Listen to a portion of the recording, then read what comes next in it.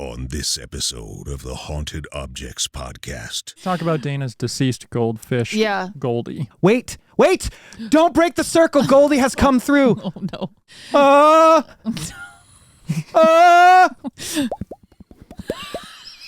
I hate this! Get me out of here! This is my nightmare!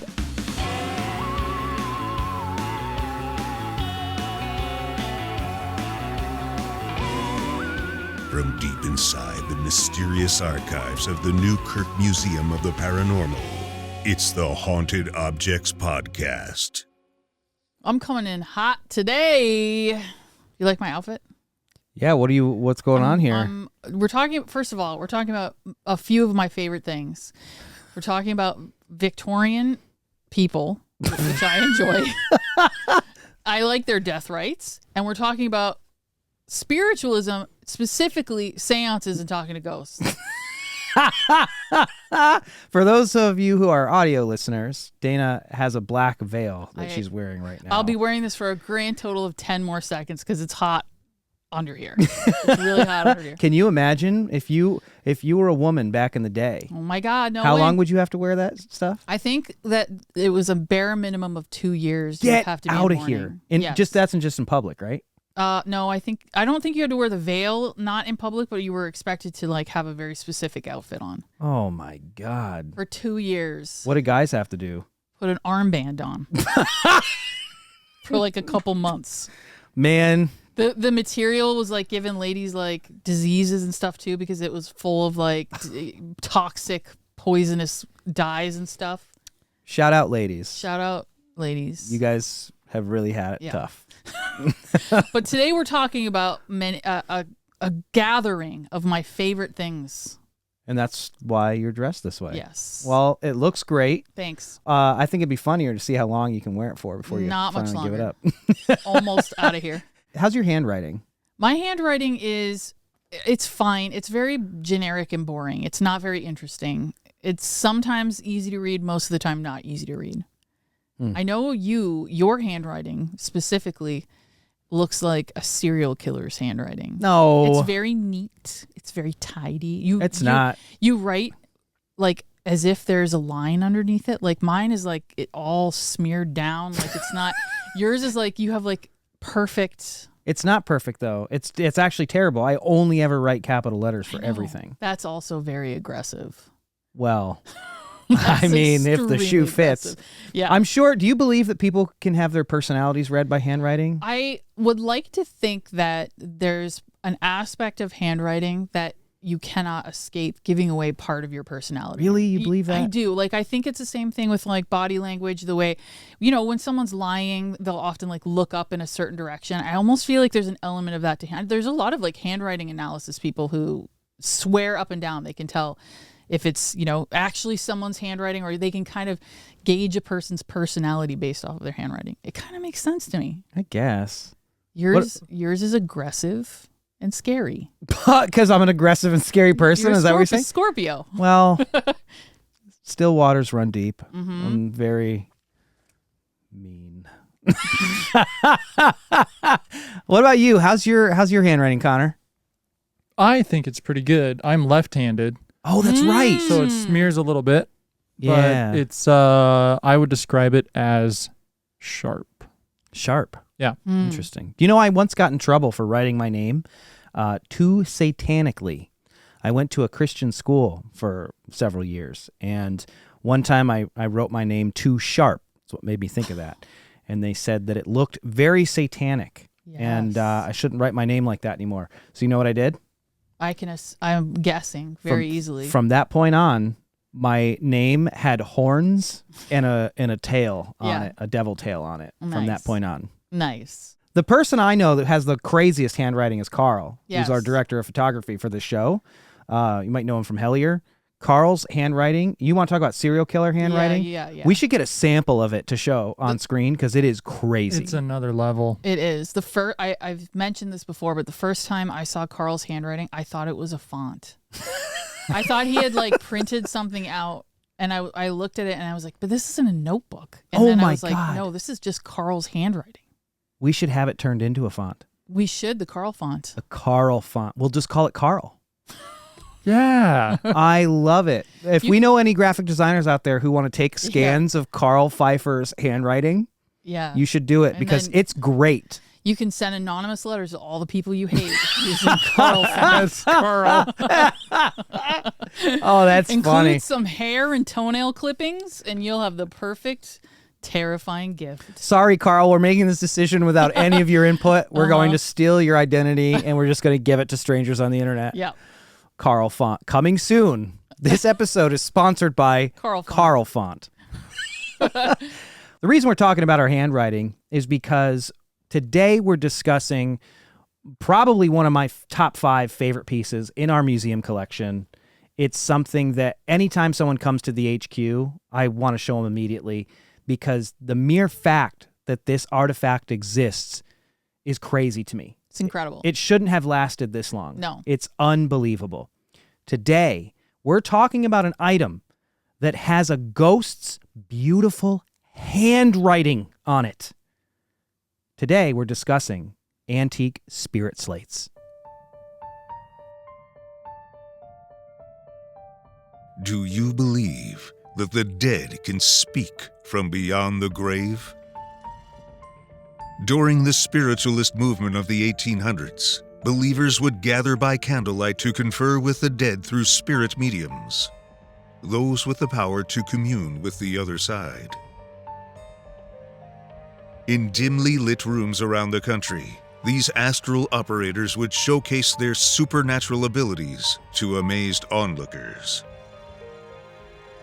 With their hands linked, séance attendees would gasp as objects levitated from their tables. Phantom knocks rang out from nearby walls, and in some cases, the ghostly penmanship of the deceased would manifest before their eyes. The dead spoke, and thousands bore witness. These slates, produced during one such séance, contained the handwriting of a ghost. Are these antique messages, delivered to a grieving husband from his dead wife, evidence of life after death? Perhaps, but there may be more to see for those willing to read between the lines. If you were to ask somebody when ghost hunting started, depending on who you ask, you'd probably get a couple different answers that would range from the early 2000s, probably with the introduction of the Ghost Hunters television show on the Sci-Fi Channel. Some people might talk a little bit earlier, back with like Harry Price around the turn of the century. That's the majority of what you would get when you ask somebody when ghost hunting came around. But what most people don't know is that ghost hunting, as we know it today, its originator really started with the spiritualist movement that happened in the early 1800s. The 1800s that's when everyone suddenly found this interest in the afterlife and the idea that we existed somewhere that wasn't necessarily heaven or hell, but that ghosts, as we know them now, as we know them today, dead people, still exist and lingered around. Yeah. I mean, I think also if you look at even a lot of what we think about when we talk about ghost hunting today, we still see a lot of the same types of methods like seances and utilizing things like spirit boards or Ouija boards. They were tools that were also being used by spiritualists back in 1850. You know what I mean? Like they are one and the same. And you can't really talk about any of this until you talk about the Fox sisters, because that's really the origin of the spiritualist movement. It's 1848, I think it was.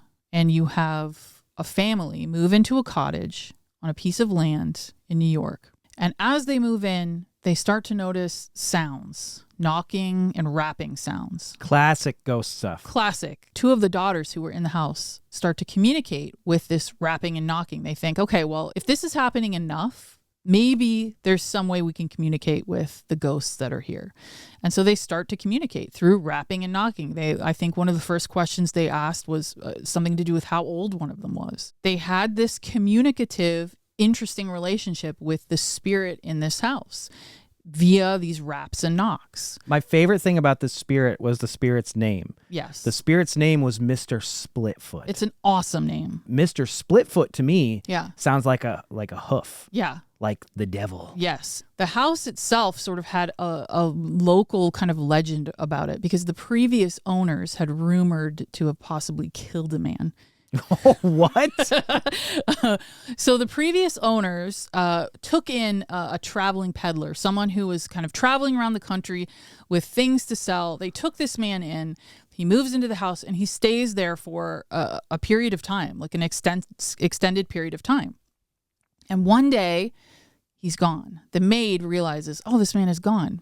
But all of he just disappeared. He's gone, and the family says, you know, he moved on. He's moved on to the next house, but like a bunch of his things are still in the house. Oh no! So a bunch of his stuff's still in the house. Another really interesting detail is he supposedly had an affair with the wife. So it's already sketchy. It's already sounding weird. God, this is got all the makings of a classic ghost story. It's perfect. And honestly, I think there's an argument that could be made that if the guy that they were talking to, Mr. Splitfoot, was the same guy who was murdered in that house Sure. for having an affair, Yeah. this sounds like the first real modern ghost story. It does. And you have to think about it too. We're talking about a very small community of people. So this story is spreading throughout this community of people. So everyone kind of knows before the Fox family even moves into this cottage, they already know it's probably haunted. Like they're already, you know, no one wanted to buy the land or move into the cottage. Weird. And so this reputation is kind of already preceding the area. So you have this family move in. They have, you know, their daughters with them. And suddenly there's rapping and knocking. There's some kind of communication going on inside the house. The Fox family were not strangers to mediumship or to psychic ability. Apparently their mother was, she could see things happening in the future. She would have premonitions of things to come. So the family itself is not, again, they're not strangers to this weird psychic phenomena that sort of exists within their family dynamic. But it really is. It's the two sisters, the Fox sisters, who are arguably the reason that we have ghost hunting today. Yes. Because of their ability to communicate, allegedly, with whatever entity Mr. Splitfoot was. Mr. Splitfoot. And it was their methods that ended up becoming adopted like crazy. Yeah. So their neighbors start coming around to see them communicating with Mr. Splitfoot. And eventually, you know, people are coming from towns over to see this and to experience this. And they eventually become, you know, so famous, they're put into the forefront of their community. And then they go, you know, to bigger cities. And suddenly this movement starts spreading. The spiritualist movement, the origins of the spiritualist movement begin to spread throughout America because of these two young women. Wow. Here's a picture of them. They look And awesome. the cabin, too, is spooky. We visited the cabin. Yeah, we a did. couple of years ago. Did you get any weird vibes when we were there? I did. What did you think when we visited? I first of all, it's very strange because it's the foundation of the cabin, but it's in another building. Like there's a glass kind of building around the outside of it. So you sort of stand on the outside and look in to see what's going on. It felt weird. I wanted to go inside. It was closed that day, so we couldn't actually go inside. I don't even know if they really let people in very often. I can't imagine I mean, that they do. It's a really nice little park. Anyone can go visit it. It's not too far from Rochester, New York. And like Dana said, it's a cabin that's got big glass windows around all sides so that you can look inside and just see the foundation of this. Here it is. old Yeah. house. Awesome. That's exactly what it looks like. God, it's so cool. Can You you can- imagine doing a seance in that? It would be so amazing. I wonder if they ever let people do that. I want to say that they do. Oh, that'd be amazing. It would be an incredible thing to take part in. So you can look in through the glass windows, and it had a vibe. I mean, it definitely had a weird vibe, and I really wanted to spend more time than we spent there. I wanted to be able to go back and spend a lot more time. It's very spooky. So we're in the middle of the 1800s. Yes. And these two young women begin communicating with their house ghost, their house spirit, through a series of knocking and rapping. Rapping and knocking. They used to call out the alphabet. Mm-hmm. And this is how they would start. They would say like A, B, C, D, and then they would hear a knock and they would know, okay, this word starts with D. Mm-hmm. And then they would continue on and on. Can you imagine how long that would take? Because of that, obviously, they developed new I was going to techniques say, of mediumship. this is the funny part. This is, 50-some years before the advent of the Ouija board? Yeah. When was the Ouija board? 1890, I think. Gosh, it took them 40 years to think of a Ouija board. Mm-hmm. There were lots of cool versions of sort of the origins of Ouija boards that people were creating. But yeah, the Ouija board wouldn't be around for many years afterwards. Man, so it took a little bit of time to talk to the ghosts. It did. Even when the girls weren't home, there would be knocking and rapping in the house, which is an interesting detail that we'll come back to later. Yeah, And they start to go on tour they do. because they become such a sensation. Yes. Everyone loves them. They are essentially the rock stars of their time period. They are traveling all over the country. You know, they're doing their show. They're talking with the spirit world, and they're essentially really, like I said, kind of beginning the creation of the spiritualist movement in the country. Everyone is obsessed, and they're also inspiring other mediums to pop up. And so you see this influx of people cropping up in the same spaces and doing a lot of the same types of things, communicating with spirits. It became like the coolest thing to do at the time. Well, as happens, eventually, they get partied out. Yeah. They have traveled all over the country.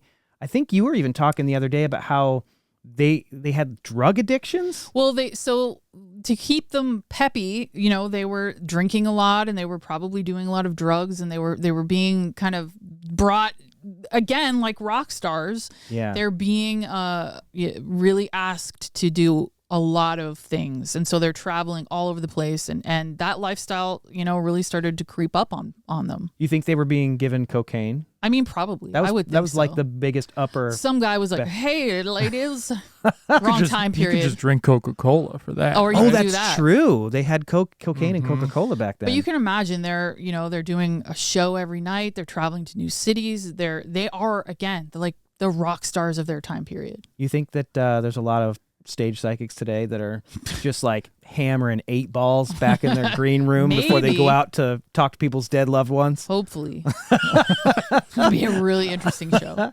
So the Fox sisters get partied out. They get partied out, and then they have beef. they have beef, which is unsurprising. At a certain point, the whole thing breaks down, and a lot of people talk about the mismanagement of them by their older sister. Oh, that's right. I forgot their older sister Yes. was their manager. And she also claimed to have mediumship abilities at a certain point. Of course she did. She picked up on the family secrets, and Uh-huh. she Did she do tried to do it shows? too. I think that she was mainly not a part of the front facing shows, but she was again part of their management. So she was really kind of keeping the wheels going in the background. Can you imagine doing a worldwide tour with your sister? No. No. That's quick. But that's the thing, right? So you have two people who are exhausted, who are doing essentially very stressful things. And inevitably it breaks down. After many years, it breaks down and beef happens. And when that happens, bad blood happens. Right. And one of the sisters, Maggie, publicly declares that all of the communications, all of the knocks, all of the raps were all faked. Oh. And they were faked by like flicking their toes and creating like a like cracking cracking their sound in toes? their toes. Yeah. Yeah. So that happens. But then a few weeks later, she recants it. Wow. Why So- did she do that? I know there's a few theories. Wasn't one of them that somebody offered her money to say that it was all fake? Yes. I think that was one of the things that happened. Yeah. And I think that she probably thought, because she was going to go on tour with this information, and people just weren't showing up. People weren't interested, because that's not fun, right? You don't want to Right. watch someone, taking a dump on the past however many years of. I mean, what you it can is. look at there's actual skeptic conventions that you can go to. Their attendance ain't nearly as much as any big weirdo new age convention. So Yeah, it exactly. tracks. Yeah. So Their attendance is less, and their tendons are doing less. They're not cracking. Right? Oh. That's a hard noise to make, though. yeah. So I think that it was very good likelihood that and I believe it was Maggie who was the sister who spilled the beans. I think she thought there were going to be more people in attendance, and when there wasn't, she was like, crap, I need to try to put this all back in the box. And the thing is, at this point, you have to imagine the spiritualist movement is cranking. Like, they're not that, it didn't even stop them. They were like, whatever. Like, there was a lot of people who just didn't believe what they were saying. And, you know, everyone knew there had been beef. Everyone knew there was bad blood. And there possibly was a reason for her to suddenly say that it wasn't real. So there were a lot of people at that point who weren't even on board. They didn't believe it anyway. It's crazy because one of the statistics that we have is that by the end of the 19th century, there were more than 8 million followers of spiritualism. Yeah. That is an insane number. Yeah. A number that blew my mind is that in Cincinnati alone, where we are, there was 700 trance mediums working, actively working, 700 of them in this city. I mean, Can you imagine that though? They must have been everywhere, at every bar, every restaurant, they must have just been like it must have been everywhere, 700 of them. Fun fact, the guy who invented the magic 8-ball that everybody knows, his mother was a spiritualist. Yeah. And that was what inspired the magic 8-ball. It was made by Alabay Crafts here in Cincinnati. Yeah.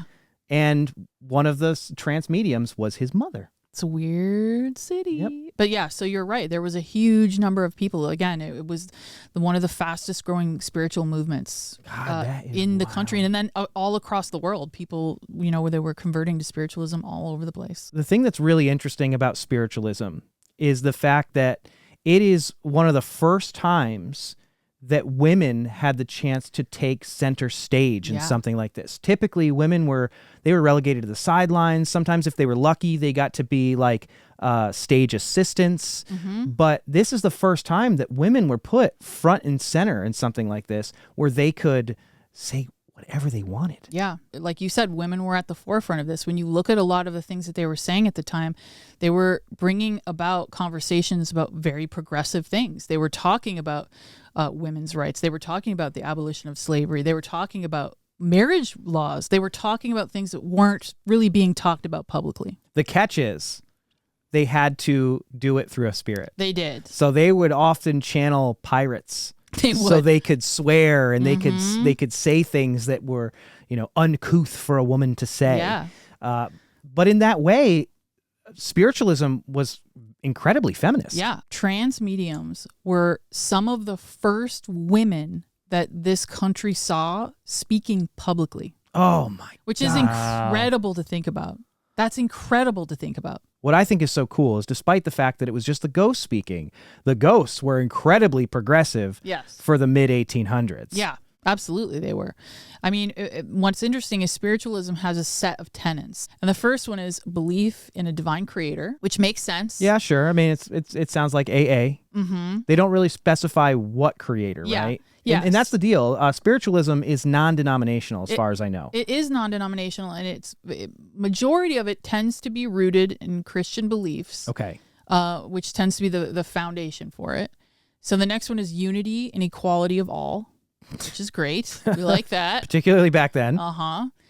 We can communicate with spirits and angels, which makes sense. I'm all in. When we're talking about, you know, you go to a church service and at the end of it, you watch a séance. Like you're going to have to believe in one of those two things. Growing up as someone whose dad was a minister, like going to church, I've been to a lot of weird services. I've been to everything basically one step down from snake handling. I've seen people roll around the floors and channel angels, but I would have loved it. I would have gone to church more often if there were seances at the end of every service. There's probably a lot of people who would. I just am imagining my dad doing that.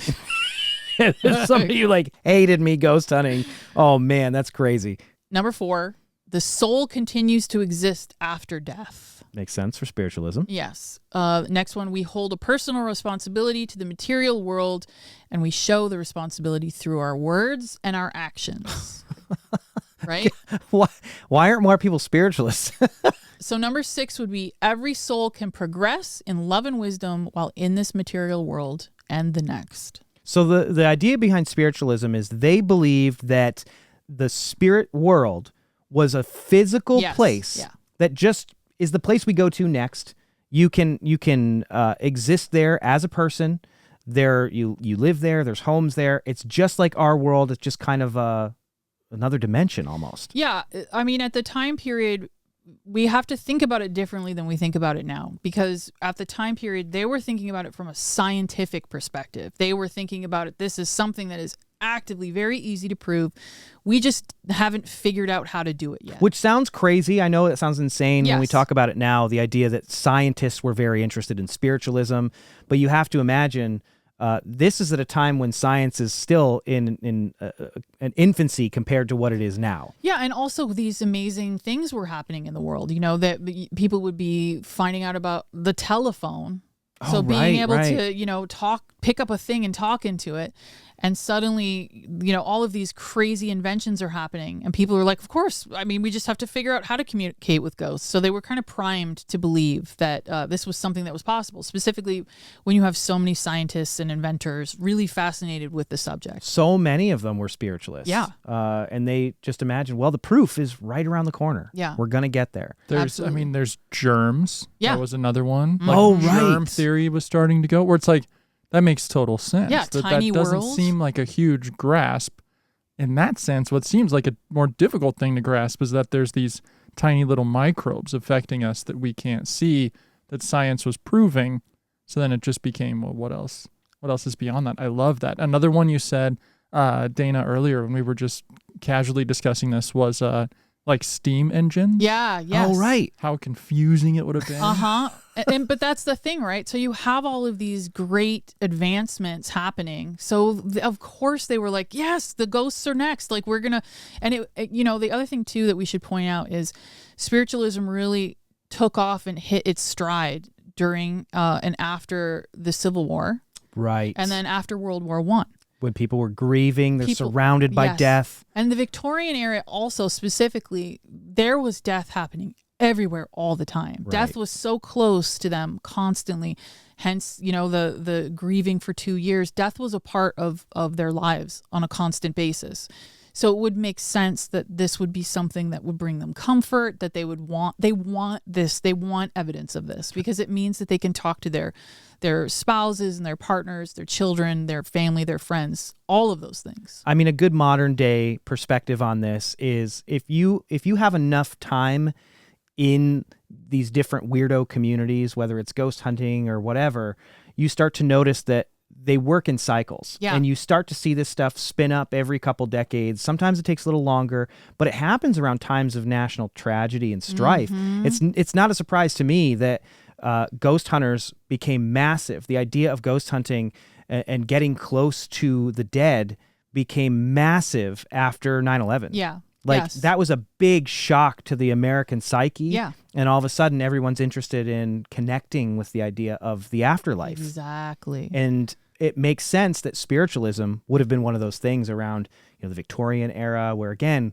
the Civil War and World War I think was another one where spiritualism saw another boost. Yeah, death was around the corner constantly for most people living in that time, and it would almost be impossible to meet someone and for them not to have had death be very close to them at some point in their lives.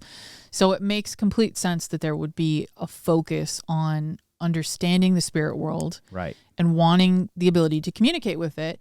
And again, from a spiritualist perspective, the spirit world wanted to communicate with us. They wanted to share, again, these trance mediums are talking about things that the spirit world is trying to convey to us, how to make a country a better place or this world a better place, which is where, again, you get all these very progressive political ideas. Isn't it wild to think, though, that the difference between ghosts now and ghosts then were very helpful. Yeah. They were nice ghosts. They were closer to Casper than Pazuzu. Yeah, there wasn't a sense of, there was a fun spookiness, not an evil spookiness. Ouija boards weren't considered evil, portals to hell. No. I just look at, I literally just said the name of a television show that's on the air right now, Portals to Hell. Yeah, literally, exactly.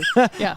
It's crazy to think how evil ghosts have become in the modern psyche as opposed to what they were back then. It's shocking when you do a deep dive specifically on that era of spiritualism, the origins as it grows. It's shocking to look at it and then think back or think about the way that we look at the ghost hunting community today. Think about it this way. At the Victorians and people of that time period, they were giving each other memento moris. There was like love and there was grief and trauma existing there, but there wasn't, evil ghosts coming to, possess you and all that kind of stuff. It was more of a much more healthy kind of look at the spirit world. It's like our modern views on ghosts and spirits in the afterlife has been molded by the satanic panic. It really has. That happened around, the 90s. And of course, the views of huge paranormal investigating names like Ed and Lorraine Warren had a really big part in shaping that. Yeah. But what's fascinating to me is we look at that as a very like hardcore Christian idea of the afterlife.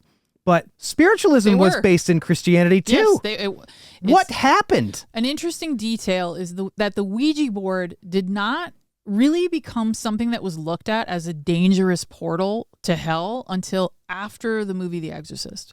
So beforehand, you get people wanting to sit next to each other. You get Norman Rockwell paintings. You get this cuteness to it. It was something that you did on a date with someone you liked and you wanted to get close to. There was a cuteness to it, not what we have today, which is people literally will scream in your face if you talk about wanting to, use Ouija boards. So you're right. Something happened. Thanks, Something Captain happened there. Howdy. Yeah. Captain Howdy. Come on. Captain. Can you imagine if the spiritualists were talking to Captain Howdy back then? Would have been a whole other ballgame. Yeah. As happens when something begins to get really popular, when people start to get into something Here we and go. it's spreading across the country, capitalists get involved. And they start to see an emerging market for spiritualist tools. The idea of having to listen to raps and wait for the alphabet and hear the raps.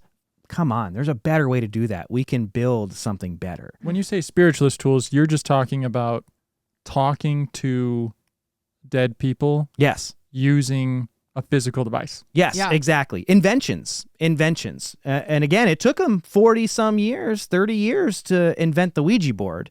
So there's some wild contraptions that are out there. There's very cool ones. Everything from, they would have spirit trumpets that had luminous bands on them. And during seances, they would float and strange voices would come out of them if they were used correctly.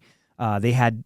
one of the big deals that they would use is they do table tipping. Table tipping. So I've seen a few demonstrations of it, and they're really crazy to watch. It really looks like the table's lifting up and so like cool. coming off the ground and moving around. Mediumship cabinets became another big one. Yes. Where there would be these almost little booths that you would sit in that had black curtains surrounding them, and the medium would sit in a chair, and sometimes to make a point, they would be tied to the chair so that the people who were attending the seance would know that there's not any funny business going on. And then the voice of the dead would emerge from the cabinet. Sometimes physical ectoplasm would come out of the cabinet. And of course, most of these were done in pitch dark rooms. Yeah. So you would only see like the faint outline of the trumpet band as it was moving around the room. Tambourines. We have a few spiritualist tools. Tambourines, bells, things like that were easy that the spirits could pick up and move and shake. So you would know that the spirits are in the room with you. Yeah, it makes sense. If it's pitch black in the room, you need to have tools to alert your fellow seancees that there are ghosts in the room. So yeah, sounds, tambourines. There were chattering skulls. There were false hands. Oh, rapping hands. That's another one of my Rapping hands. favorites. They're beautiful. Yep. And there was also spirit photography because Right. Mumlers specifically are very, very famous spirit photographs that are apparently, allegedly, they're not, but they were allegedly at the time, of you and your loved ones surrounding you. Most people are pretty familiar with what they look like. Well, one of the most famous Mumler photographs is Mary Todd Lincoln Yeah. with the ghost of Lincoln behind her, the ghost They're of Abe. beautiful too. They really They are. are. They're incredible. They're really beautiful. Here's some them. examples. They're just spooky. They're very eerie and strange. And people were spending so much money at this time to have these photographs taken. Oh, it was massive. They were spent, and for them, these were incredible. They really believed that these were their loved ones, ghosts floating around them. What was Mumler saying that enabled him to capture these photographs? There had to have been, like, what was his sales pitch? I don't know what exactly it was. I think he just claimed that he had found the secret sauce, basically, for doing it, which was really the very first double exposure photographs, right, which is what you're looking at. That's the real secret sauce. Yeah, and he would take the photo and have it already on the picture, and then when you would sit for your photograph, the picture would come out, and you'd have this luminescent version of your family member behind you. Well, one of the most popular types of spiritualist tools were the spirit slates, like we have with us today. This is really the reason we're talking about this.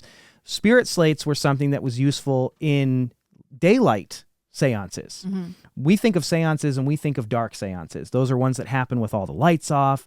They've got the spirit cabinets. There's trumpets floating. You're hearing noises. You're feeling things, but you can't really see anything. There were plenty of daylight seances. This was something that happened quite regularly back in the day. And at these seances, they would take these spirit slates and they would put them out. They would hold hands, and you would wait, and you would start to hear the chalk on the slates. You could hear the ghost actually writing this. Just imagine the anticipation that was in the room as these slates are sitting there, and you're listening to the chalk moving, and you know that you're going to have a message from someone who has passed on. That must have been incredible to experience. I'm sure it was incredibly emotional. I mean, it just had to have been, that every single one of the people that are coming are people who've lost people that they love. And there's a lot of expectation in that moment, and probably a lot of sadness. It's probably pretty heavy. The slates that we have in the collection, and the reason that these are so interesting, is the chalk is still on them. You can still read them. It's still legible. This seance affected this man so deeply that he put these behind glass because he couldn't bear to part with them. That was not an uncommon thing. You have to imagine this was happening all the time. People were contacting mediums. This was a pastime. Yeah, I mean, again, the spiritualist movement was enormously popular at the time. This was how people communicated with their loved ones. It was happening so regularly, like you said, in people's homes. It was happening everywhere. So this was it was a very, very common thing, specifically for the bereaved, to take part in experiences like this. Let me ask you a question. Yeah. Do you believe that the spiritualists were speaking to the dead? When we think of the spiritualist movement, our brains, for obvious and good reasons, initially go to being skeptical. Right. And we think about all of the tricksters and all of the problematic things that were happening at that time. And we don't often think about the spiritualists, and specifically the spiritualists that are alive today, people that are still practicing spiritualists. And there are some of them. There are churches all throughout the country. I mean, there's a few actual spiritualist communities, because that was the thing. They all started building almost compounds, yeah, where all of the spiritualists would go and they would live and they would worship and they would practice their mediumship. There's still a few of those left. Yeah, Casadega is one of them in Florida. There's Lilydale in New York, and there's one not too far from us in Indiana, Camp Chesterfield. Yeah, and we've been to a few of them. You can still go. You can attend spiritualist medium services. Typically, the town is populated by spiritualists, and you can go and have a spiritualist reading. You can take part in an old school dark seance. You can have spirit photography and spirit portraits done for you. That'd be really fun. We should do that. We should. We have other spiritualist items in the collection, so the next time that we cover one, maybe we should go have a field trip. We can take the listeners with us. That would be fun. I need a little bit of clarification here, because when I just Google what a spiritualist is, it's just somebody who believes that you can talk with the dead. Back in the day, spiritualism was not quite as organized as it is today. It was really looked at as a movement more than anything else. Today, you find much more organization in the spiritualist community. So there are people who consider it a religion. There are people who consider it a movement. It really just depends on who you're talking to. What you're saying is that different spiritualist communities might have different ways of practicing. Yeah, absolutely. Okay, cool. And so from my perspective, the way that I'm thinking about this is I wanted to know what the spiritualists today think about a lot of this. And more often than not, what you find are people who are really just asking you, We're very used to looking at things in black and white, specifically about this movement. Try maybe being somewhere in the middle. So I think, and I agree with that, and I think a lot more than more often than not, I think people were being tricked. I think there was a lot of that going on. But I do think that there were people who were genuinely trying to communicate with the spirit world from an authentic place. And I think they get overlooked for the magicians and all the kind of trickery that really took over what this movement became eventually. Well, maybe the best way to look at it is the same way that we would look at like paranormal television today, right? There's or even local ghost hunts, things like that. Some teams just want a lot of attention and money, so they're going to fake stuff and they're going to have a big sensational show of it. Yeah. But then there's other television shows or ghost hunting teams who are making a very earnest attempt to collect evidence and contact with whatever it is that a ghost is. Totally. And every once in a while, there's something genuinely strange. Yeah, and I think that's from my perspective, that's kind of a healthy way of looking at it. And I like to think that in the midst of all of this trickery, there were authentic people who are genuinely trying to communicate with the spirit world and bring people close together in that way. Well, speaking of, you can't have a good grift going for too long before somebody needs to step in and let everybody know that something's up. Yeah. Something don't smell right. Yeah. And the magicians had a big problem with spiritualism. Yeah. Most of us are very aware of Houdini and his attempts to go around the country and debunk different stage mediums, different fraudulent mediums. Houdini even came to Cincinnati. It sounds like we've got a good reason for him to be here if we had 700 trance mediums. But Houdini knew a lot of these different tricks that were being used in order to fool grieving people into thinking they were speaking with their dead loved ones. But there was actually another man who arguably made a very big dent in the spiritualist movement because he wrote an entire book that is all about how to fool people with spirit slate writing. William Robinson, the most butthurt magician in all the land. He's a real piece of work, that William Robinson. Well, he probably had good reason. I mean, sort of, If there's anything that can be said about William Robinson, it's that he really took things to their extreme. Yeah. Also, is this book technically the first version of The Masked Magician TV show from the 90s? Is that what this is? He's like giving away all the secrets. I'm not sure if that was meant for public consumption. Yeah. Right. I don't think that's clear because that was released in 1898. Yeah. And you read this whole book, right? Yeah, I read the whole book. It's kind of at the heyday of everything. 90% of the book is about spirit slates, and not only, but the physical tricks that fraudulent mediums were using, but also the mental tricks, some basic cold reading techniques. Wow. And then the last 10% is basically just a few other miscellaneous tricks thrown in. Doesn't he often talk crap about spiritualists? He's like, and the gullible. Yeah. Well, here's the thing that's fascinating about that book. Yeah. The intro, he writes in the intro to this book that he was raised as a spiritualist and that he doesn't have anything against the spiritualist belief system. It's the fraudulent mediums who are taking advantage of spiritualist believers that he had a problem with. It's a little bit different. I think even different than Houdini's take. Sure. Because Houdini was very much like, this is all totally fake. Right. He was like, we need to clear the air of these bad apples. Right. Oh, okay. That's kind of interesting. And see what's there. So he wasn't necessarily saying, let's throw the baby out with the bathwater. He was just saying, there's bad, shady stuff happening in this community, and we should know about it, which is all right. Anyway, so William Robinson played a really big part in the dismantling of spirit mediumship at the time. But we should talk about how William Robinson died. Yeah. Because it is a crazy story, unlike is. any I've ever heard before. The story begins with an uncharismatic magician. No one wants to watch this guy. He's boring. He's great at what he does, but he's boring. And he just made a boring book. He made a boring about book. spirit slates. Yeah. Right.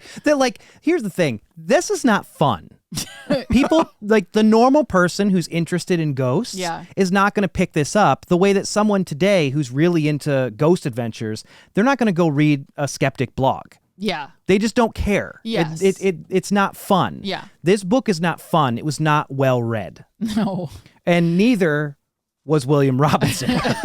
So here we have William Robinson, and he's working for some of, at the time, the most popular magicians in the world. Like, he's their assistant. He's creating their illusions. Always a bridesmaid, never a bride. That's William Robinson.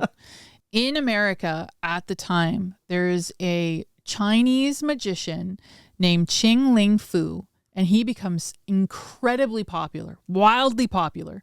And everyone is just absolutely in love with him, and they're going to his shows, and he's just blowing everyone away, and he's becoming more and more and more popular. And one of his tricks is he can make a gigantic bowl of water appear on the stage. Wow. And so this giant bowl of water appears on the stage. Everyone's freaking out. It's the most incredible thing. And this man is becoming incredibly successful and popular. And it helps that he's exotic. Yes. Because back then, yes. people were not very well traveled. Sure. The internet didn't exist. No. People were very uneducated about what it was like in other lands. Like, it's Indiana Jones type stuff where things are exaggerated quite a bit. And the idea that there's this exotic magician who's coming over from China. Mm-hmm. He's not speaking a lot on stage because he can't speak English. He's not anything like any of the magicians that are around, and he's becoming hot shit guy, and he's great. And so he in the moment, he offers a challenge. If anyone can prove how he does this vanishing bowl trick, he will give them $1,000. And this was the mid 1800s. Yes. Or late 1800s. Yes. What was $1,000 worth back then? Do we know? Let me do some I like math. that we're always just getting Connor to do inflation. Like, he's got to do math for every single You know what episode. we should do? We should just have an inflation calculator ready to go for every episode. Because I'm always interested in how much money these guys were peddling. Yeah. But you can imagine, like, he's on top of his game. He's feeling like great. You know, he's like, I'm going to just offer a little challenge. It's like 30 grand. Oh, so, wow. 30 G's. 30 G's if you could figure out how his illusion is performed. You got to perform it. You got to figure it out. And he puts that out to the general public. And then here comes William Robinson. And he takes up the challenge. And unfortunately, it turned out to just be a publicity stunt. Oh, so he did all this work. So he did all the work, and he was like, I know how it's done. I can best you. And he performs it. Yes, and it's a publicity stunt. So he doesn't get money. No one really cares. Everyone's like, dude, like, we weren't being serious. This was not literal. And the Kill Bill siren goes off in William Robinson's head, and he is pissed. So he disappears, right? Drops off the map. He's gone. A bit later, on another continent, a new magician appears on the scene, and he is taking London by storm. This magician's name is Chung Ling Su. So not Ching Ling Fu. Yes. But Chung Ling Su. Yes. And this magician is also doing the bowl of water appearing on stage trick. Uh-oh. So I'm assuming, coming to the conclusion that we're all kind of coming to, which is that William Robinson skipped town and stole this man's entire persona, his entire everything. Even though he's a white guy from New York. Yes. He is now dressing as if he is from China. Yes. And speaking in fake Chinese. Yes. If at all. One of the things is that he would rarely ever speak. He would have a translator speak for him. Oh, no. So he that was how he would get around, having to speak publicly. Oh, he wouldn't talk publicly. If you are at all curious about how bad people were about their geography and about knowing what it was like in another country, you should take a look at this picture. If you're an audio listener and you're wondering how in the world this guy pulled this off, I have news for you. It's awful. He didn't. because this is a white guy Yes. with a long ponytail Yes. who's dressed in traditional Chinese clothing. Yes. There's no way today this guy would pass. Oh my God, no way. And I think people started to get a little suspicious at one point. So didn't he at one point start to say that he was half Scottish? Yeah, he was half Chinese, half Scottish, is what apparently he would say. That wasn't in very- originally part of his gig, though. in very broken English. So this guy, I mean, he's used to tricking people, but this is just offensive. Yeah. it's a whole other level. Yeah, and you're getting a really good look also into like the level of pettiness that this man is feeling at this point in time. Dude, like you He's- said, the most butthurt dude in the game. Yeah, he's stolen Fu's entire persona, his entire magical persona, everything about him. He's just taken. And his name is intentionally meant to mislead people into Yes. thinking that this. Wait, I heard about this crazy Chinese magician named Qingling Fu. Oh no, I must have had it wrong. Yep. It's Chungling Su. Yes, and so he eventually makes his way back across the pond to America, and at certain points, these two men are performing on stages that are like right across the street from each other. Oh, like no. yeah. Awful.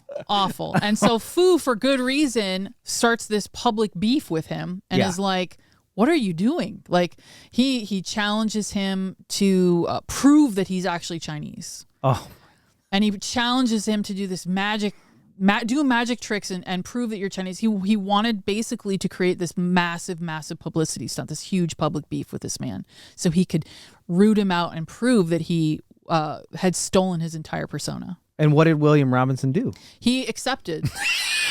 Man. He's the most confident man on the planet. And he accepted, and on the day that it was all supposed to go down, Fu did not appear. And it basically was a character assassination moment. And so Sue at that point could smear him up and down and say, I'm the best Chinese magician in the world. And well, didn't he say that Fu stole his act? He did. At one point, he was actually saying that he had stolen it from him and not it's the other so way around. Crazy. And so he basically kind of disappears at that point. He's, I'm assuming, furious and just kind of disappears. In a cloud of smoke. Yes. What a magician. I Goes know. back to China or something. Yeah. That's crazy. And that's really the last time anyone ever heard of this guy. Yeah. So then you have William Robinson, or Sue, who becomes one of the most popular magicians of his time. Just massively popular, huge. Everyone wants to see him. He's performing constantly. He's wildly successful, and he's on stages all around the country. It's also a bit of a solution. Not that it's right at all. No. But it's a bit of a solution to him being super awkward. 'Cause Yeah. He doesn't have to talk. Exactly. Right. He's not having to say anything on the stage. He's just, he's just standing there being. What a gimmick. Yeah. So it all ends tragically. Well, maybe not, depending on how offended you are. Yeah. It ends tragically for William Robinson. So one evening, William Robinson takes to the stage to perform a really famous magic trick that is an audience member loading a bullet into a gun and shooting it at him. And he catches it either in his teeth or in his hand. Unfortunately, they had not cleaned the gun properly, and there was still gunpowder residue inside of the gun, and the bullet actually fired, and it hit William Robinson. And in front of an entire audience of people, he said, "Oh, no, I've been shot," in perfect English. Oh, it's like the most awkward way to go. Yes. What a reveal. So, and he dies. He literally died because of this trick. And that was it. God. The way that it's supposed to work. That was curtains for William Robinson. Oh my God. Mm-hmm. The way that the trick was supposed to work is there's a hidden blank down there. And when you fire it, it's not supposed to fire the actual bullet. Like he modified a gun so that the blank would fire out of the bottom. And then, of course, he'd had some kind of a bullet already in his mouth or palmed it or whatever. It sounds a lot like the way that Brandon Lee died. Yeah, on I the think set it's of very similar, actually. The Crow. Oh my God. And then he speaks in perfect English. In perfect English. It was the equivalent of basically, I've been shot, and then he dies.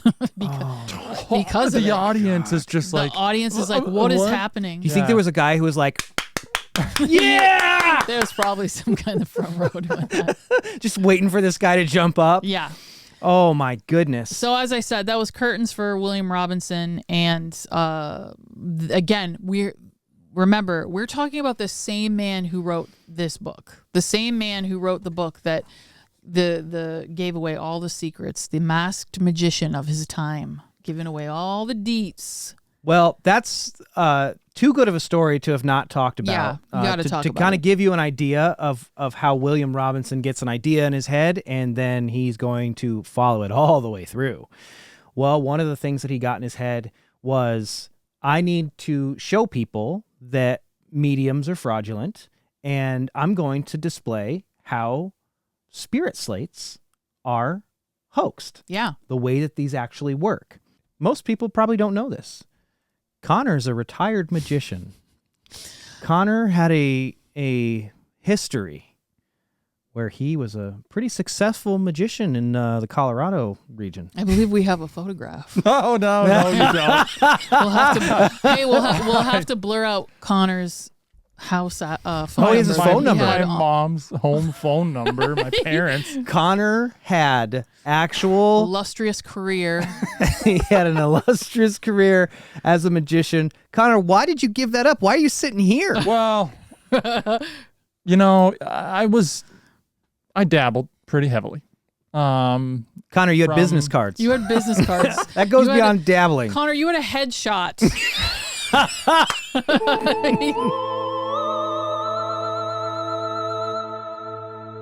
Are you in possession of a haunted object? An antique spiritualist tool? Wreckage from a crashed UFO? The Newkirk Museum of the Paranormal wants to add it to their archives. Whether your strange item is causing you paranormal problems or is simply a supernaturally significant relic worthy of curation, we want to hear from you. For more information on our acquisition process, visit paramuseum.com.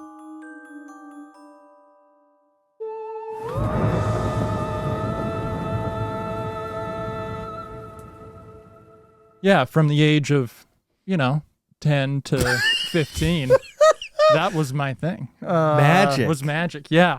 I did it in school, on recess, at the lunch tables. I was a magic guy throughout Oberon Middle School. That's incredible. Wow. And did you ever do a little bit into high school? And then I turned like 16, and I wanted girls to talk to me. You mean the magic tricks weren't working? I don't think girls like magic. Is that true, Dana? So no. I can't obviously speak on behalf of all women, but I will speak on behalf of myself, and magic it's the worst thing ever. No, like here, you know what? Let's have a controversial discussion right now. Maybe it's not that controversial. I don't know if it is. I'm a fan of magic, both with a C and with a K, Mm-hmm. but I'm not a fan of magicians, both with a C and with a K. Well, yeah. I can understand that. Just like feeling a little bit cringed out or whatever regularly. Not with everything. Yeah, right. But sometimes, and it's enough to kind of turn you off. But it was a time in my life where I was going to lessons. I had a mentor. Oh my God. I love this so much.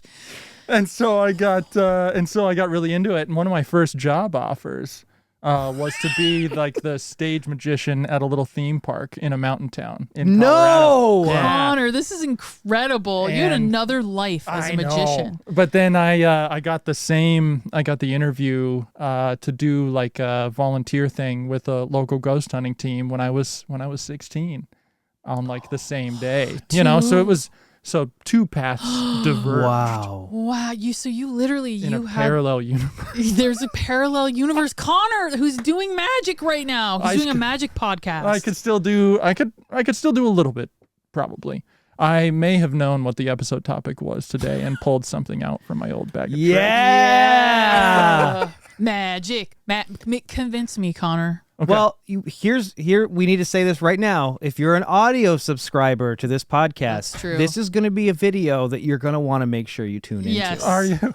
Yes. You absolutely tune are. into it. Connor the Great What was your actual name? The Great Was it just Connor Randall, or did you have like a Randini? Or? I tried different variations of like the Conjurer.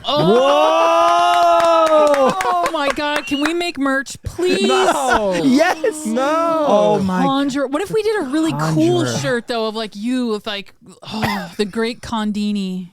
Conjurer. Conjurer is so Conjurer good, of the Connor. mysterious. Oh my God. I love this. Well, Incredible. here I am. Greg, I was trying to be cool on this podcast. well, Listen, that's There- pretty cool. It's cool. Okay. Yeah. so can you show us how the spirit slates actually worked? Because Yeah. there's demonstrations in William Robinson's book, but it's always easier to understand if you actually see someone do this. Yeah, and I read his book, and I think he's spot on. It makes sense. Before we do this, yeah. you're not going to be kicked out of the Brotherhood of Magicians, are you? Well, I don't. I'm not a member, but I Are you sure it's not like the Marines, where once a Marine, always a Marine? always want some magician. Do you have to pay dues still? No. I think he's paying them right now. Ah, damn. How come it's called I the did a couple birthday parties. Don't know why we're talking about this right now, but I actually know exactly why we're talking about this right now because it makes sense in context. Yeah. I'll do it for the bit. Yes, reveal Yes. the secrets All of right. the spirit slates. All right, give me a second. So Oh, man. the interesting thing about spirit slates is if you Google spirit slates, even just Victorian spirit slates, Right. all that you're going to find is magic stuff. Of course. I mean, there's no doubt that today Yeah. that spirit slates, they were just a magic trick. Yes. And context is interesting, and hindsight is 2020, because a lot of the things that seem very silly to us today that seem like they're, oh, of course that's not real. Back then they were new. Mm-hmm. The problem with spiritualism at the time was a lot of people who had earnest beliefs in the idea of life after death were attending magic shows. Yeah. And they didn't know they were. Yeah. That's actually one of the biggest rules in magic is magicians let you know they're fooling you. Yes. Yeah. They're very good about saying, like, you're here, this is a safe space to wonder and imagine, but part of the fun is trying to go, how did they do that? Knowing that your brain is feeble and can be fooled by sleight of hand. I mean, come on. We did an episode on hypnosis. Like, our brains are dumb. Mm-hmm. They're not great. So their magicians thought, you're breaking one of the cardinal rules of magic. Yeah. Is you're using it for personal gain without letting people know Yeah. that they're in a space where they're being fooled. Yeah, and it was, I mean, at that point in time too, you're right. What you're seeing is a rise of interest and belief in spiritualism, and you're also seeing a rise in interest and belief in skepticism. Yes. And those two are kind of coming to a head at that point. Right. Oh my God. Look at this. Where did this appear from? This is incredible. This is incredible. You brought out the beast. The beast is here. He has been conjured. Oh my God. Wow. Oh, he's warming up, ladies and gentlemen. He's getting warmed up. Are you feeling it coming back? Yeah. Oh no. I'm going to need a volunteer from the audience. This is not gonna be me. Oh, it's it is. It's No, Dana. it's always Dana. me. Dana hates magic. Ugh. You know what? Here's the thing. Despite what I said about magicians earlier, I had so much fun because we got to go to the Magic Castle a few years ago, and Max Maven was doing we were there during his week-long residency that he does for the Brotherhood once a year, and Dana got pulled on stage. Is the worst thing that has ever happened oh, to it was me. amazing. Okay. Okay. How's this gonna work, Connor? Snag a card. Just snag one. Yep, got it. Okay. Can I show the camera? Sure. Don't look, Connor. I'm not. Okay. I don't know what your card is, but the spirits do. Oh. I have before me what are called spirit slates. They're very small. Those are so. Those are comedically small. Yeah. Oh my God. Okay. They're way smaller than these. Well, it's a kid's magic trick, Greg. What do you want? Let me ask you a question. I'll put a You have to be hyperlink- serious. What? Did you already own these, or did you buy these for the bit? I bought these for the pet. Okay, good. All right. They're on Amazon. We'll put a link below. Okay. I have spirit slates here with nothing on them. I'm trying to hold them in front of the camera well enough. Okay? Okay. Got it. Now, the spirits know what your card is. Okay. I don't.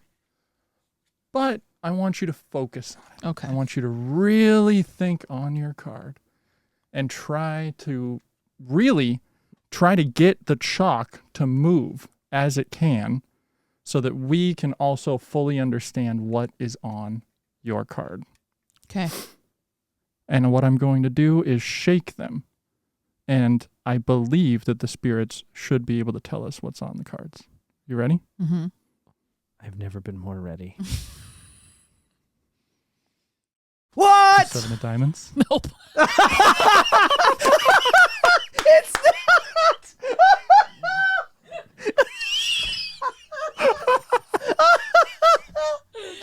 It was close. It's so close. Now we know why Connor retired. I thought it was a diamond. Could not have gone better. 7 of clubs. Connor, how long has it been since you That's a performed spade. magic? 10 years. That's a spade, Data. Yeah. Oh. Oh, Close. God. Close enough. So the question is... We got the 7, Oh, right? God. Yeah, I did a quick peek. Oh, that's good. Do we do it again? Do we do it again or do we leave How it? did the lighter don't care. fluid get there? Oh, my God. That is so funny. 7. 7 of spades? You got it half right. Well, I mean, you know what's important about this? Well- That's not really the part of the trick that matters. no. The part of the trick that matters is how... Connor's just we took him out of retirement too late. We did. He's rusty. He's rusty. I tried. He's rusty. Oh, my God. The point is how they did it.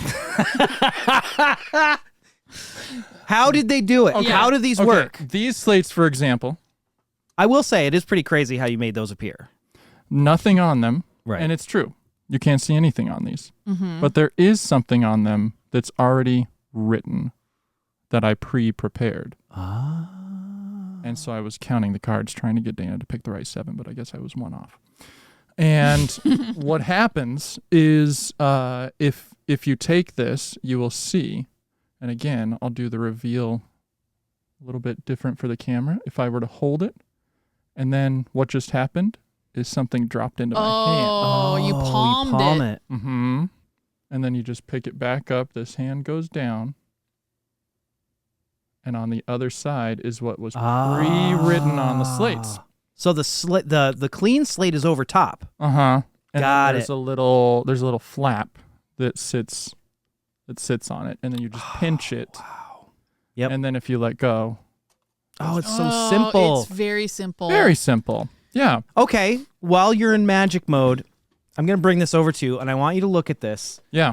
And I want you to tell me how you think this one was done. Because there were numerous methods. Like, one of the things that we didn't talk about is there was a magazine, like a pamphlet that was made just for fraudulent mediums. Yeah. Gambles with ghosts, right? Is that Yeah. what you're talking about? It's awesome. It looks really cool. It's essentially the Amazon of spiritualist Hoaxes. back in the day. You could just order things from it. It's legendary among magic circles. It was a magazine or a pamphlet that was just filled with anything like chattering skulls, which worked via fishing line. Yeah, what a cool cover, too. Oh, look at that. It's very cool. Oh, they got a little pan down there. They have a little pan. That's a great cover. Now, the big deal about this magazine was that it was never sold. It was only loaned out because they didn't want the secrets to get out. So smart. So they're probably very rare today. Incredibly. Like, you can't find them. Wow. Yeah, they had wrapping hands and all. You could buy all of these illusions. Oh, that one right there is crazy. Wrapping belts? Yeah, spirit wrapping belt. And then there were gimmicks for your shoes that would help you levitate tables. So when you did table tipping sessions, you could levitate them. There's a spirit trumpet, and there's Oh, yeah, some look at that slates. right there. Yeah, Spirit slates. slates. the Slates were a majority of the catalog. Yeah. Wow. And it because it was an easy illusion, I imagine? I imagine. It was an easy illusion, and it was something that people could take home as a memento. Right. So As you're getting we did. a keepsake, Mm-hmm. and so they're disposable in that way. And what's great about, really good magic tricks use everyday items. And so this is basically a notebook or a whiteboard for the day.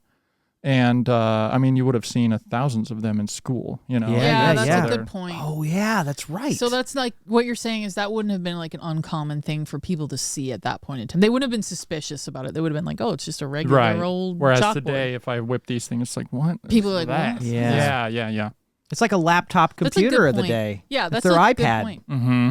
What is really cool about William Robinson's book, Spirit, Slate, Writing, and Kindred Phenomena is that you get all of these really incredible illustrations of how they were faking spirit slates back in the day.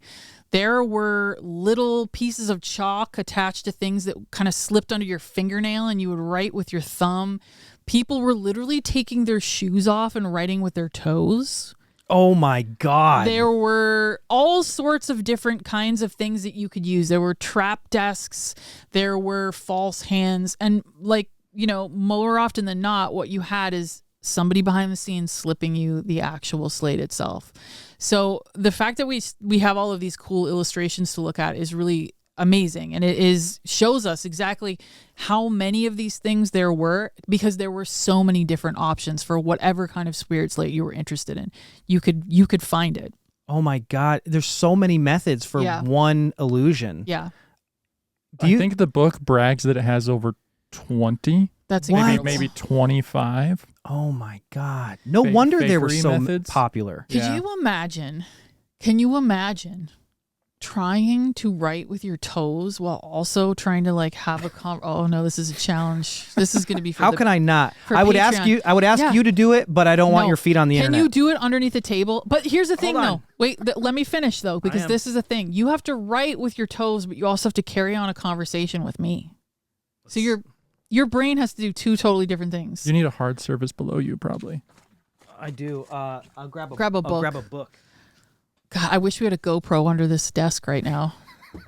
No, because my feet come at a premium. That's true. We'll give you gotta the pay extra for those. feet on patreon.com/paramuseum. Yeah, museum members are getting those feet for sure. Let's see. All right. So, Okay, so you and I are having a séance right now, Okay. right? You have, first of all, the other thing we have to note is you've managed to do all of this without your hands, Right. or definitely without your hands, and you've had to do it very elegantly so that you're not sketching me out and I'm going like, is this person? You're looking at your feet right Well, now. it's hard. I've not practiced. I've never done this But before. see, the thing is, we have to carry on a conversation. So you can't keep looking down, which is exactly what you're doing. Let's talk about Dana's deceased goldfish, Yeah. Goldie. My goldfish Goldie died, and I really want Goldie. Do you really have a goldfish named Goldie? No, Connor just made it I'm up for the giving- sake of Oh, the I don't story. know. Giving you a prompt. Wow, Yeah. I'm a mark. I'm really I a know, mark. You should be the ones doing this, not me. So my goldfish Goldie died. Why do you keep looking at the ground? Oh, my feet hurt. Oh, okay. My goldfish Goldie died. Huh? And I really want to communicate with them. We need to punch in on What do the you think, intensity in Greg's eyes. What was right now. Goldie like? Goldie was a very sweet and gentle goldfish, but Goldie had an addiction to Lay's potato chips. Oh no, A dark side. Yeah. Wow. Do you need to go to the bathroom, sir? Are you- No, I'm just, I just, my legs are very restless. You I have look restless tense. leg syndrome. So Goldie, it looks like you're pooping. You look like a little kid pooping. No. I'm just, Goldie was my best friend, and I'm sad, and I just want to have a message from Goldie and to know that Goldie's doing okay. You doing all right over there, it's sir? just making me sad. I don't want to look you in the eyes. Okay. Well, do you think that Goldie might be able to send me a message from the afterlife? Take my hand. Okay. Let's focus on Goldie. Hands are very clammy. Let's think long and hard about Goldie. Goldie, Goldie. if you're here with us, can you leave us a message? We've left a pencil here Please, Goldie, I need to know you're still around. on this piece of paper. And Goldie, come to us. Be with us, Goldie. If you have a message for us, please leave it with us. I think... Wait! Don't break the circle. Goldie has come through. Oh, no.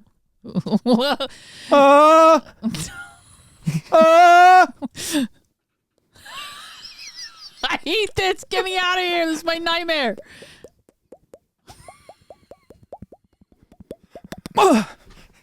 Ow, your hands are so sweaty. Let's check the... What happened? What happened? I just lost consciousness for a moment. Goldie had fully taken control of my body, and I believe that Goldie has left us a message. Oh, wow. Wow. Let's see if I can read anything from this. There's an acorn. It looks like an acorn up there. Yeah, that's an eggcorn. I can't really read anything else. Well, I was trying to draw penis. Of course. I mean, there you is can a kind of see. there is like, a penis-y shape. There's the happening. balls, and there's probably what you thought was the eggcorn is the tip. The acorn. The problem is the pen fell out between my toes in the middle, and I couldn't get it, and I kept trying to get it, and I couldn't get it to work. Respect. Like, Yeah. that's the thing that bothers There me was so much skill. about this is like, there you could make an argument. I've seen some bad fucking magicians in my time, Yeah. and there's nothing that makes you less curious and less entertained than a really bad magician. Yeah. And you can make arguments that these guys had to be the best magicians. Yeah. Yeah. They had to be very skilled to do what they were doing. Dude. And serious, too. They had to Yeah. take it really seriously. Yes. They had to be very stoic, I imagine. Could you imagine doing all that stuff in the dark with like people sitting right next to you crying and like you're taking your clothes off and running around and honking horns and stuff like that? Like, that's the weirdest thing.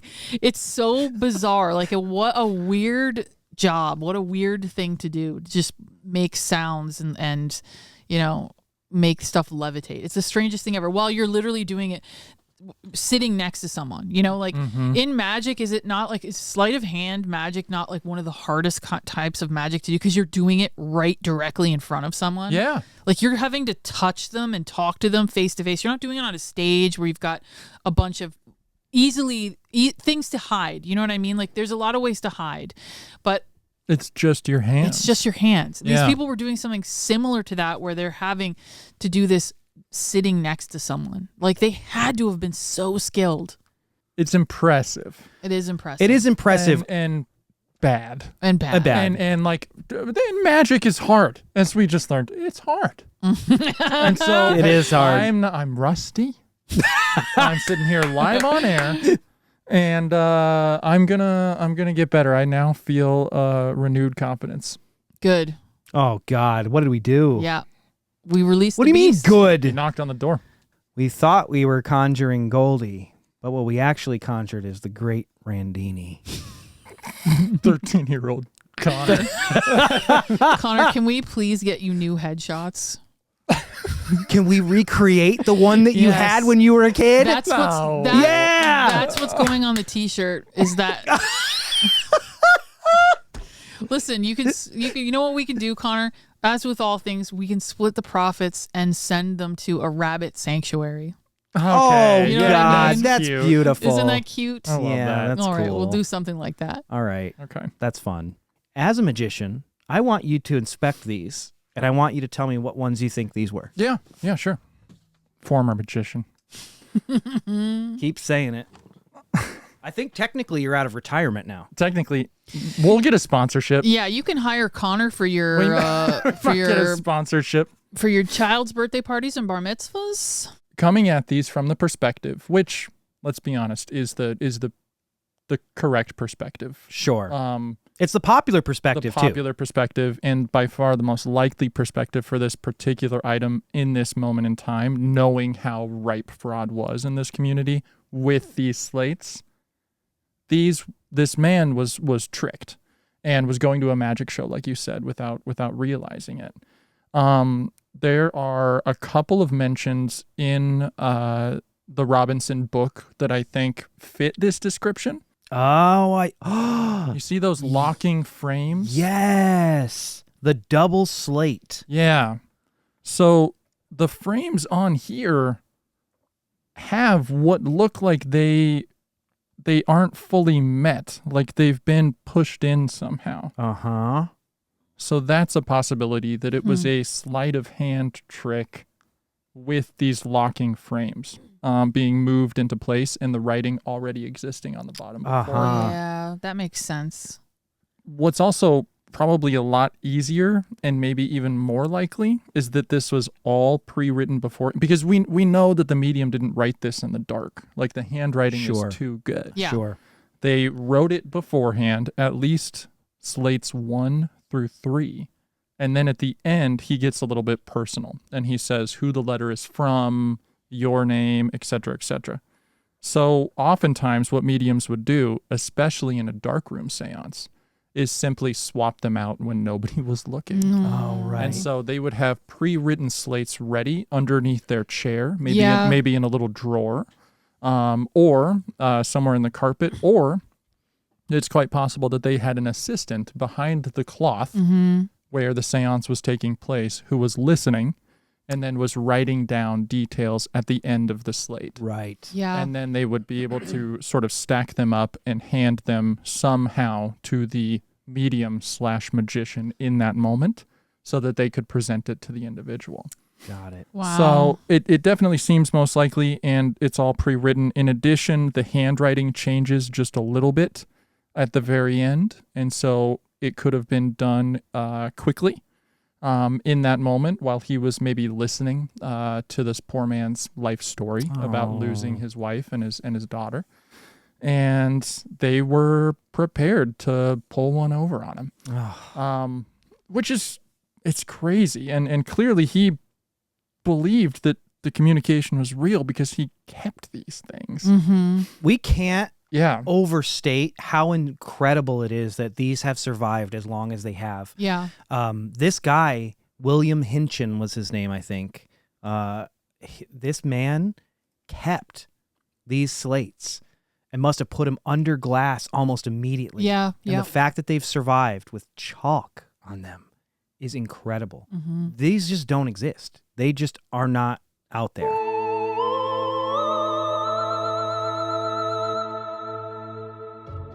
This episode is brought to you by the Newkirk Museum of the Paranormal Membership Program. Become a museum member and take part in live paranormal investigations. Receive Dana's Magic of the Month subscription box, access in-depth artifact case files, and gain access to hundreds of hours of exclusive content available only to members. To become a member, visit patreon.com/paramuseum.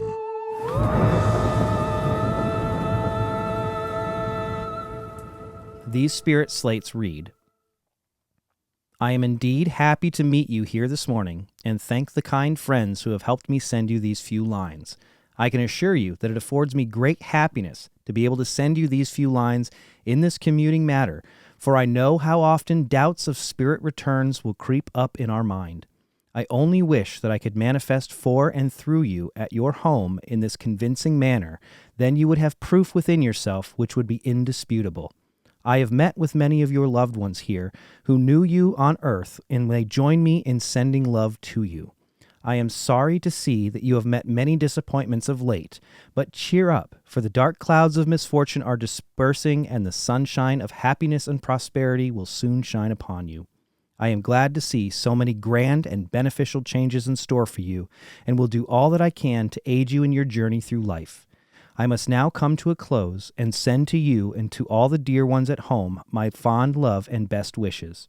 From my dear Thomas, my darling children Tommy and Maud are with me, and send love to you and the dear children at home. Your loving and wanting wife, Ella A. Hinchin.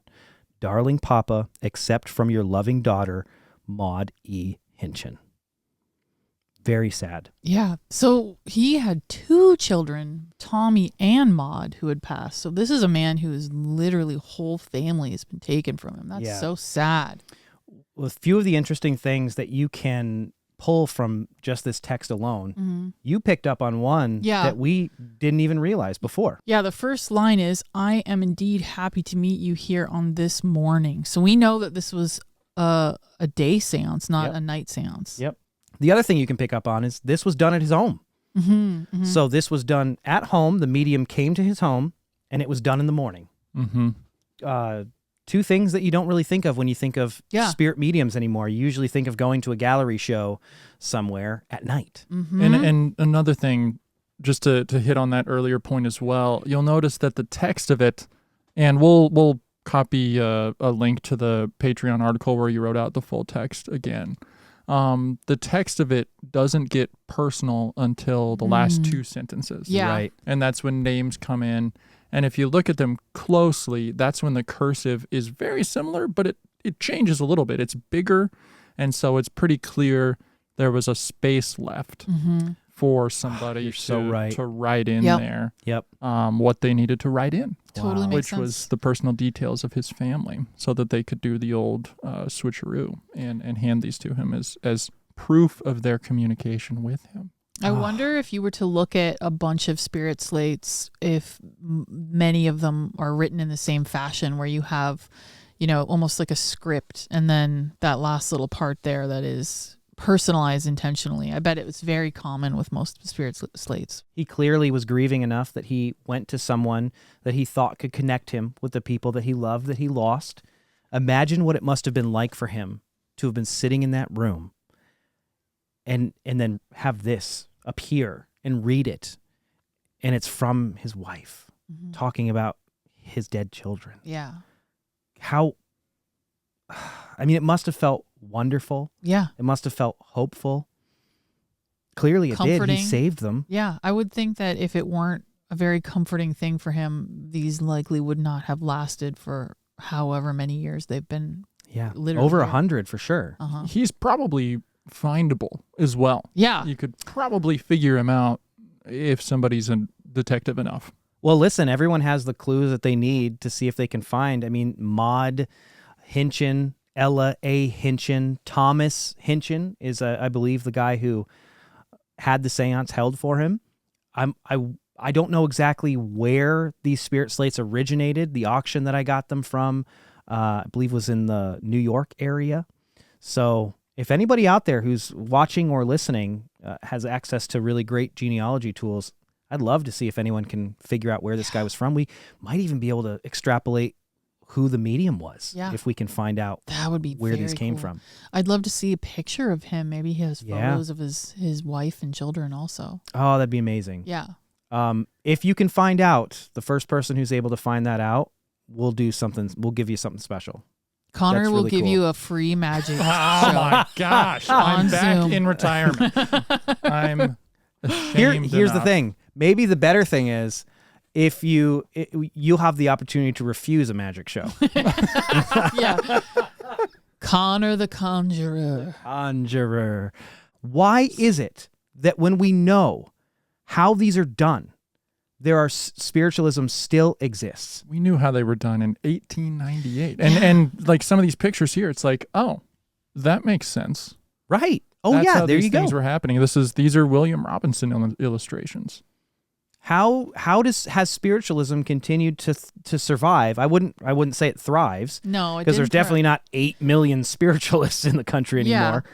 Why is it that there are still adherents to spiritualism when it has such a sticky history? When we can point to these spirit slates, we can look at these and go, oh, well, that's how these worked fairly easily.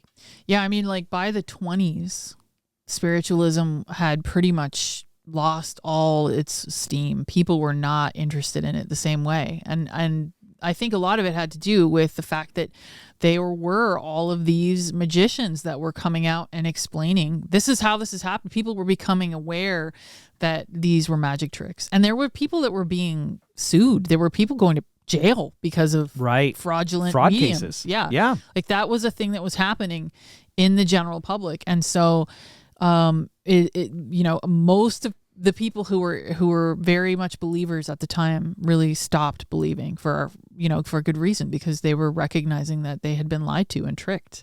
We talked about Mumler early and Yeah. showed some of his photos. Yeah, Mumler's a great example. Mumler was tried for fraud. Mm-hmm. So there was a pushback against all of this when the mechanisms behind these illusions went public. Yeah, in the 20s, they called it, at this point, they were so sick of it, they called it Rapplemania. Oh, right. They were just totally sick of it. What's funny is I bet those people felt the same way that we do as people who grew up through the orb phase. Yes. When like that's a good photographs of example. orbs Mm-hmm. were ghosts, right? I Yeah. remember getting excited when I was a kid taking a photo and there was an orb in it, but digital cameras were new. Yeah. So you didn't really know exactly how they were working.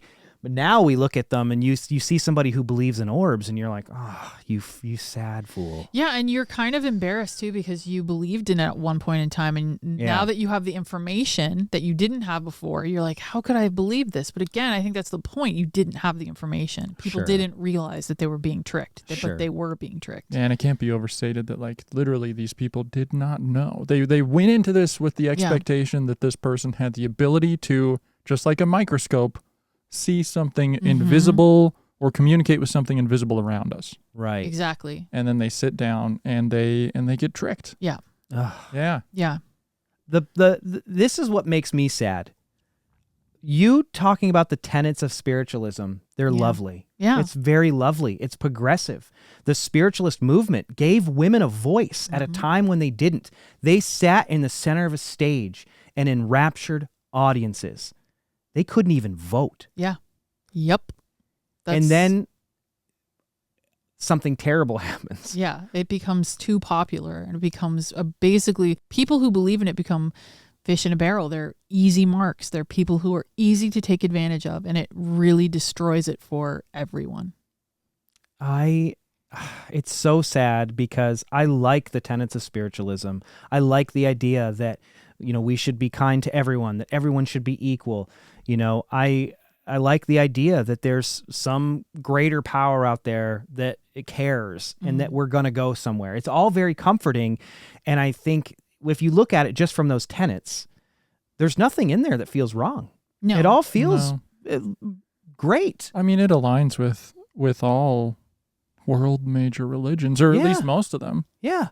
Pretty heavily. Yeah. So it's sad to me that there are people who believed in this so strongly and then maybe because of a few or very many bad actors questioned their belief system and maybe gave it up when it was something that gave them comfort. Sure.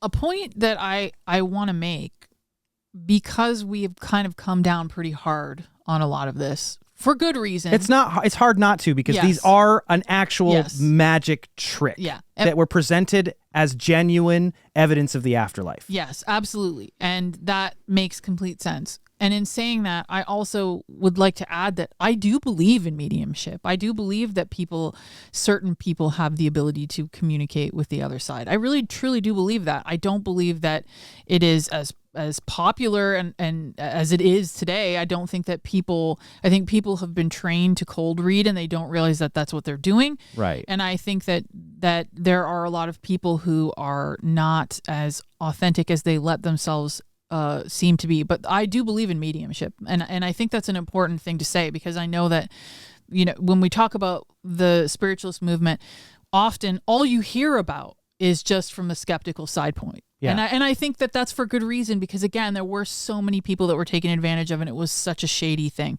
But in saying that, I would like to state that I am a believer in communication with the other side. I believe in mediumship, and I believe that it is a real thing, but I also believe that it is something that is very easy to fake.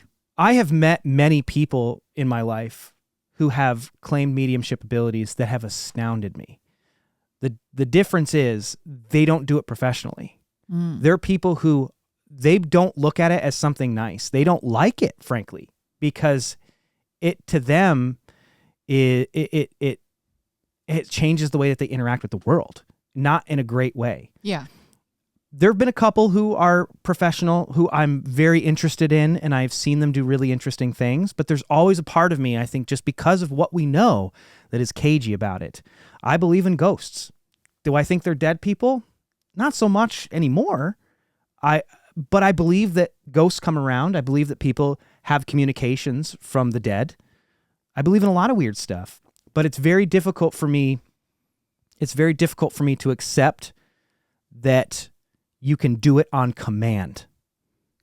We've done this almost 3 decades now, and we know how hard it is to come across something that is genuinely astounding. So I don't know. Man, I want to believe so bad.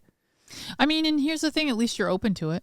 I am open to it. And that's all that you can really ask for, is just to be open to it, so that if it does happen and you do experience it, you're not so jaded that you would toss it aside and not believe in it. Yeah, I don't want to give people the impression that I'm, just an asshole skeptic who doesn't believe in this stuff. Yeah. I do, and I believe in the possibility of it. I've met several people who claim mediumship, who talk to me, who have talked to me. One time, I met a guy, I won't say his name, I met a guy in the airport on the way to a paranormal convention. We were all flying, and shook his hand, and he introduces himself as a medium and starts to brag about how he can pick up on energies of people who've died or who have been close to death. And, he says this, I introduce myself to him, I shake his hand. He's still talking about it, but he doesn't say anything about me. Oh! Because I certainly have. That's true. And I mean, people probably aren't aware. Like, a lot of the listeners probably don't know. You should tell them why. I'm a heart transplant recipient. Yeah. So have literally died and have been and am close with somebody who is dead in that sense, who's keeping me alive. You alive. Mm-hmm. Yeah. And this medium didn't say anything I've to you. I've met about 7 of them, and none of them have ever said anything. I mean, if there's any ghosts that are around, you think they'd be hanging around you, and they'd be easy to pick up on. Yeah. Right. Wow. I don't know. So in that popular sense of picking up on an immediate, here's the thing. I believe in ghosts. Mm-hmm. I believe in heaven. I believe in a spirit world that is out there. I do not believe that there is a telephone that some people have that not everybody has. I think, you know what? That's a really great distinction, because the stuff that I've seen through the Estes method, through magic ritual, even through like some of the fun devices, I have seen people who've never in their life would have thought that they would have some kind of mediumship ability. I think at the right time, the right place, and the right mindset, you can tap into something, but I don't think it's something that only certain people have. I think it's like a talent. Yeah. And I don't think that you pick up the phone and dial a number and it always picks up. Sure. I don't believe that. Yeah. And I think that this is a longer conversation for another time, but I do believe that there are some people who have careers as mediums who genuinely have a gift, but the problem is, because it doesn't work on command, they are forced to sometimes give people the illusion that they're in connection, and which is why sometimes they genuinely have some really spooky connection to something, and other times you're like, you're just cold reading now. Mm-hmm. I don't believe that it works on demand like that, but that's just me, and you can take it for what it is. But I think the most important thing is to let people know that we are open to possibilities. Yeah. And that's what we're doing here. That's it. That's what this room is for. 100%. Do you feel like you've ever been a mark? Yes. I know that I have. Yeah. I know that I have. Yeah. The thing is, the ghost hunting industry, when I say that, I'm talking about, actively paying money to go and do a ghost hunt in certain locations. You have to remember that, like, there's a lot of easy ways for people to make your K2 go off, and for many of your other pieces of equipment to go off. So it's something that you kind of do have to think about. You know what I mean? Like, you can't just believe every single person, much like, thinking about the spiritualist movement. The spiritualists today will tell you it is not a black or white issue. It's gray. So you have to recognize that there are some people who will do that, and there are some people that won't do it. And you just have to be aware of both of those things. I mean, I think that this speaks to the importance of being 1 foot in and 1 foot out. Yes, I totally agree. I can attend a gallery reading for a medium that I know is performing cold reading, and I can I can see it for what it is. Mm-hmm. For some people, it's the cheapest therapy they're ever going to receive. Sure. I don't agree with it. I have serious ethical problems with telling people that you're talking to their dead loved ones for money, especially when personally, I don't think most of them are. Mm-hmm. And I can go and attend a ghost hunt and know that, like, this guy doesn't have his cell phone off, and that's what's making the K2 go off. Like, things like that. There are little things. Like, I can think of 2 specific examples. There's a guy that I interviewed for Week in Weird years ago who, under anonymity, told me that he had been hired by numerous large paranormal hotspots, places that charge for ghost hunters to come in for investigations. He was hired to help them with illusions. Mm-hmm. So one of the things that he would build is he called them fear tubes, because it's kind of what they look like. They're big, long tubes, but it's an infrasound generator that will make you feel sick in certain rooms. Yeah. That will make you feel, you'll see things because it makes your eyeballs vibrate. Yeah. So you see illusions. You can feel it in your chest, in your stomach. He even had devices that he'd created that would make K2s go off Yeah. on the flip of a switch. Yeah. Those guys are out there. Yeah, they do. They exist. It's a weird thing that the paranormal spaces really don't often talk about. And I think it's because we really don't want to believe that people are capable of things like that. But we kind of have to be aware of the fact that people will do stuff like this, especially if there is cash being exchanged. You're giving them incentive. You're right. And it gets difficult. It gets difficult as an interested party. Yes. In the ghost world. Yes. And in a sense, like the 3 of us, and I'm sure a ton of people who listen to this, are people who know that we're people back in the late 1800s who know that spirit slates were fake and still say, but ghosts are real. Yeah. Yeah. Anyway. Yeah. I mean, and we know that. And that's why it gets difficult, and it comes down to trust. It comes down to the trust of people you're with. Personally, I find it hard to watch most paranormal television. I do too. Mm-hmm. There was a time, Yeah. I can't be specific, I'm saving that for the tell-all book, where there was a guy who we were with, and he was using a device, fairly popular device. It's kind of one of those, it's part of the reason I don't like spirit boxes, especially when they have the like reverb echo on them. And it was insanely accurate to the situation we were in. And it had, it was saying specific names, specific places, specific dates. I mean, I was losing my mind because I'd never seen anything like it before. I could not believe what I was seeing. And in the moment, enraptured, in awe of what's going on, I'm like, holy shit, this is incredible. This might be some of the best contact I have ever experienced in decades of doing this. And then he forgot to turn the word bank that he was using, that he had pre-programmed in his pocket, off.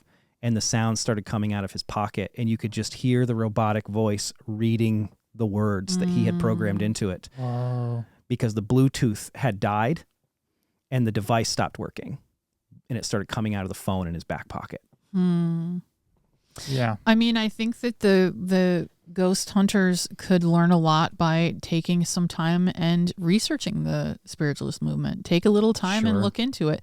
There's a lot of parallels there in we might not like talking about those things, but I think that the spiritualist movement is something that's worth spending a little time researching, because you will notice a lot of those same things mirrored.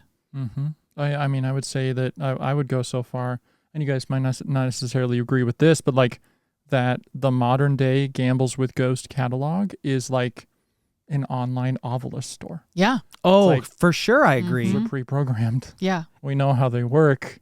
Yes. And yet here so many people are. But how fascinating. Like we said earlier, these things go in cycles. So you start to see, it starts with the Fox sisters who are hearing raps and knocks. And then eventually there's a cottage industry of devices. Yeah. And people know there's a market for fraudulent devices. Yeah. So you start to get people who, like, it didn't take long. It was 10 years between ghost hunters using stud finders to look for ghosts, and then people hacking Xbox Connects to show stick figures on screen, which Or we can tell you how that works. It's meant to look for human figures. It's going to see them even when they're not there. Exactly. Think about the shack hacks from back in the day that people would make versus now when you can buy a thing that's literally called a ghost box. Yes. You know, it's the fact that there's even online stores dedicated to selling ghost hunting equipment. Yeah. And some of it's very cool. Yeah, a lot of it is very cool, and like we're not crapping on any of that because we enjoy it also. We have tons. Any ghost hunting device that you can name, we probably have it, even if we don't necessarily like it. Yeah. Because I want to know how it works. Yeah. Oh, I can feel a discomfort in the room, but that's because we're all ghost hunters who believe in ghosts and have talked to ghosts, but we're facing the reality of just having read 3 books about spiritualism I know. and all of the trickery around it. Yeah. And being like, oh man, there's stuff out there, and it would be obtuse of us to think that there is not stuff out there today. For sure. Yeah. So, you know public what? service announcement. Maybe at the end of the day, the ethical question that I struggle with, which is if people really do believe this stuff and it brings them comfort, even if maybe in the back of their mind they know they're being fooled, maybe the difference between saying that this, we'll call it a religion, spiritualism, we'll just say it's spiritualism, maybe the difference between telling someone that something isn't right, that it's a hoax or a fraud or they're being taken advantage of, or letting them continue to keep their hope, is the difference between whether the offering plate is required or suggested. Yeah. That's a really good point. Yeah. Mm-hmm. Because if someone is demanding, I can tell you this, and this is just my personal opinion, take it or leave it, but as someone who has done this professionally, this is all I do for a living. Yeah. I can tell you that if someone is telling you that they can provide you answers in a field that offers none for money or attention, you're probably being taken advantage of. Mm-hmm. But if someone says, hey, come into this circle where anything is possible, we're going to have a fun time, you can leave and believe whatever you want, but we're going to have a good time while we're here, then maybe it's okay. Just stay 1 foot in and 1 foot out. This piece is one of the coolest things that we have in the collection, and it's not even a real ghost. The interesting thing about this object is that it represents so many different things. On one hand, you have a representation of the people who were seeking comfort and the desire to want to believe that ghosts were real, a desire to want to communicate with their family members, to want to talk with them. But we also have it as a representation of a very large group of people who took advantage of people like that, who knew that they could make money off of grief. And that is what makes the Spirit Slates a haunted object. The Haunted Objects podcast is hosted by Greg and Dana Newkirk, produced by Connor J. Randall, with photography directed by Karl Pfeiffer, and features exclusive artifacts from the Newkirk Museum of the Paranormal. To learn more about the artifacts featured in this episode, take part in live interactive experiments, and enjoy exclusive Haunted Objects content, become a museum member at patreon.com/paramuseum. This has been a Planet Weird production. Connor, can I keep this card here forever? You know what the best part about this is? This is the best part. Oh, God. I don't know if I'll be able to say it without cracking up. I came in here earlier and Connor was practicing with Chelsea. He's like, get out of here. You're not supposed to see this yet. Trying to relearn tricks, Greg. I'm trying to relearn tricks. Oh, God. Oh, God. We pulled him out of retirement too late. Connor bought a cape for the bit today.